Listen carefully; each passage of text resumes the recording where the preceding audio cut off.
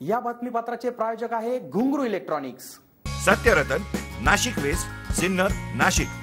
Proprietor Rahul Bhavsar. Mobile क्रमांक 8308 46 11 11 91 75 23 67 08। रविवार दिनांक 15 डिसेंबर रोजीच्या सायंकाळच्या सुमारास शहरातील गणेशपेठ भागातील सातपीर गल्लीतील एका घरातील देवघरास अचानक आग लागली। या आगीत देवघरासह इलेक्ट्रिक फिटिंगच्या वायरी जळून खाक झाल्याची घटना घडली। रविवार दिनांक 15 डिसेंबरच्या सायंकाळच्या वेळेस शहरातील गणेशपेठ भागातील सातपीर गल्ली भागात एका घरात क्षत्रिय कुटुंब भाडेकरी म्हणून राहतात। त्यांचा देवी रोड परिसरात खानावळचा व्यवसाय असल्याने त्यांनी नित्यनियमात दररोजची देवपूजा करत घर बंद करून खानावळीच्या ठिकाणी गेले असता बंद घरात तेलाच्या वासाने उंदीर आले असावे।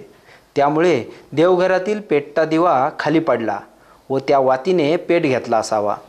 या आगीमुळे देवघर तर पूर्ण जळून गेले, सोबत आगीच्या डोंबामुळे घरातील लाईट वायरने देखील पेट घेतला। त्यामुळे फिटिंग बोर्ड व वायरी वितळून गेले। परिसरात धूर निघत असल्याने नागरिकांनी क्षत्रिय यांना दूरध्वनीवरून घटनेची माहिती दिली। तेही तात्काळ घटनास्थळी पोहोचले। या दरम्यान काही युवकांनी नगरपालिकेचे गटनेते हेमंत वाजे व माजी उपनगराध्यक्ष प्रमोद चोथवे यांना घटनेची माहिती देताच त्यांनी नगरपालिकेच्या अग्निशमक बंबाला तात्काळ घटनास्थळी पाचारण करत आग विझवण्यात आली। या आगीत फक्त देवघर व इलेक्ट्रिक फिटिंगचे नुकसान झाल्याने मोठा अनर्थ टळला। मात्र या घटनेतून आपण जर घरात असाल तरच देवघरातला दिवा लावावा, अन्यथा नाही, असा संदेश प्रकर्षाने मिळतो।